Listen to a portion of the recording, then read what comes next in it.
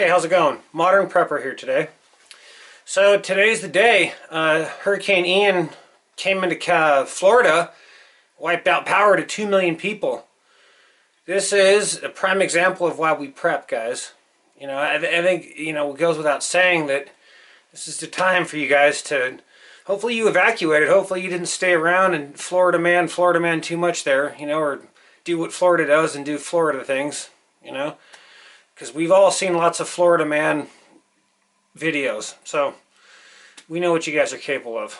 So Hurricane Ian came through Florida, it landed and knocked out power to 2 million people. That's just crazy. I mean, that's a lot of people just in that area that are going to go without power. As far as I know, that was the strongest storm to date that area of Florida has ever seen, or at least in 100 years from what I understand. Now the funny thing is about these storms that they usually start out really high, like a 3 or a 4 or even a 5, and by the time they hit landfall they definitely slow down quite a bit. So now the hurricane's been downgraded to a 2, so that's good at least. But I'm really just hoping and praying that nobody down there got killed. It doesn't seem like it has been. But the other thing that this does too that's really kind of unfortunate is that this is going to have an effect on the supply chain as far as gasoline goes. I think it's definitely going to raise the price of gas. I wouldn't be surprised if I seen that. But I think that more importantly, the reason that the gas prices are going up higher is because this Nord Stream pipeline 1 and 2 getting accidentally blown up. I mean, let's see, sabotage, let's say. And everybody knows they're all pointing the finger at America. And it's only because, not only because Biden made the threat a year ago that he was going to do that, or 6 months ago or whatever, but also because nobody else has anything to gain. Russia doesn't, Europe definitely doesn't have anything to gain by bombing it. So the only people that have to gain from this would be Western states, United States. And, and you have to wonder why. Okay, what would be the big reason of doing that? And I can't really think of any reason why. As far as like, if you were to think of the social contract, that you still are under the notion, the belief that our leaders have our best interest for us, it wouldn't make one iota of sense why they're doing this. But if you get that out of your head right now and come to the realization, the facts right now, that these people want you... Okay? I shouldn't even say that on YouTube. These people want you to not exist anymore. Okay? It's just that simple. They don't like you. So, if you think of it in terms like that, everything else starts to make a lot more sense.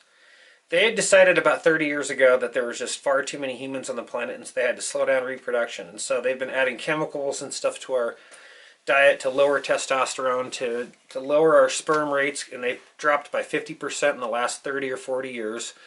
And they've done all these things to like lower the birth rates. So they're making us stupider, less, fertile.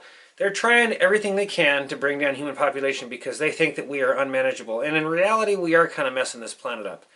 But in some ways, we're not. We still got a long ways to go if we were really to mess this place up. There's a lot of land out there that's just not even been touched by man at all, ever. I mean, you just look at maps of Canada. Half of Canada is just Siberian forest, I mean, even most of America, the central part of America, is not that populated. There's a lot of open areas, but somehow they seem to think that we're overpopulated. I think more of what's going on is I think that humans are more guilty of polluting and just not caring. And if you look at the garbage patch in the ocean, the plastic patch, these are unfixable problems that we've created on ourselves now. We have, the microplastics that are coming in, getting into our diet now that they've tested the blood of people and found microplastics in like 20% of the population now, or something crazy like that. And I'll put the study up, whatever. But it just goes to show you, that we're creating problems that cannot be solved, and it's going to take probably the rest of humans' existence for plastic to go away, unless we figure out some sort of way to biodecompose it or something. And also in the news, on MSNBC News, it says the pandemic may have made young adults more neurotic and less agreeable, study finds. Let's go over this a little bit more. Now, what I think they mean by less agreeable in this is that kids are not listening to the bullshit anymore. I think that if you were to tell a mass percentage or everybody to wear masks, I think you're going to get less and less people that are going to listen. So is this signs that maybe young people are starting to grow up, or I mean, wake up. Everybody's starting to wake up from this proverbial dream, this nightmare that we've all been in. I mean, are we starting to do it? Is this it? Are the younger kids starting to wake up? Because this is what matters. It's the younger people.